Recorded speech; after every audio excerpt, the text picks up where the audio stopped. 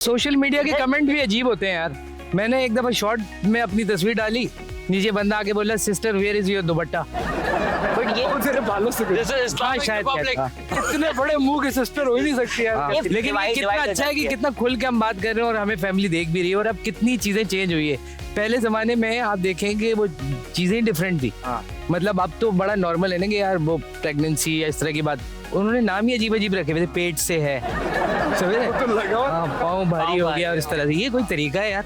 लेकिन वो ये जो इश्तिहार बैठे भी हुए हैं दादा दादी से पूछिए, ये कोई तरीका है? लेकिन उसके इश्तिहार भी ऐसे आते थे कि आपको गेस करना पड़ता था कि ये किसी ड्रिंक का ऐड है या उसका ऐड है। नहीं, मेरा दोस्त जो है वो अपनी दादी के साथ गया, ये हुंजा, हाँ। सर्दी बहुत थी। ये connection कैसे आपने दादी बनाया ने इस कहा कहानी से?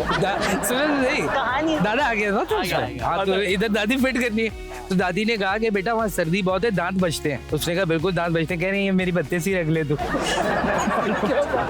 मतलब जाहिर है दांत नहीं बचेंगे ना फिर।